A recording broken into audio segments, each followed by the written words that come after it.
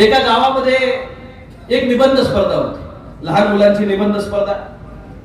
त्यांच्या शिक्षकाने त्यांना सांगितलं की तुम्ही चोर ह्या विषयावर तुम्ही निबंध लिहून आणा आणि मला तुम्ही दुसऱ्या दिवशी आणून द्या, अशा पद्धतीच्या शिक्षकाने आदेश केले.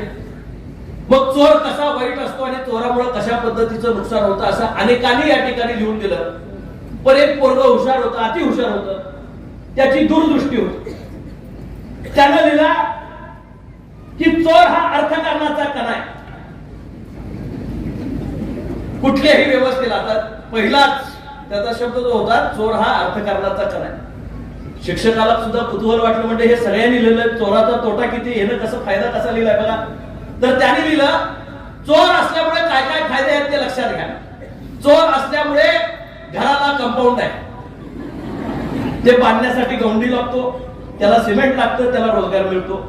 चोर असल्यामुळं कुलूप आहे, घराला कुलूप आहे, त्याच्यामुळे कुलूपाचा कारखाना असतो, त्याच्यामुळे चावी करणाऱ्याला जर चावी हरवली तर त्याला रोजगार मिळतो.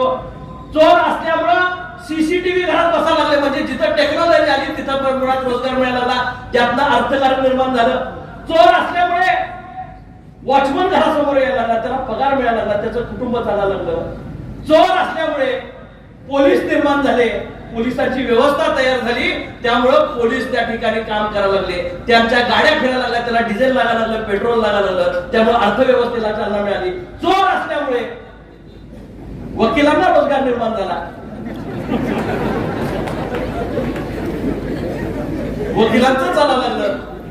त्यामुळं एका चोरामुळं जग सुद्धा तयार झाला. एका चोरामुळं केवढं काय काय होतंय हे एका पोरानं त्या ठिकाणी त्याच्या निबंधामध्ये सांगून ठेवलं. त्याच्या मास्तरानं सांगितलं होता, दृष्टिकोन बदला, दृष्टी बदलेल. त्याला दृष्टिकोनच बदलून टाक. कोणत्या बाबतीतली कशी दृष्टी ठेवावी, चांगल्या बाबतीतल्या आणि वाईटपणाचं सुद्धा कौतुक करता येतं.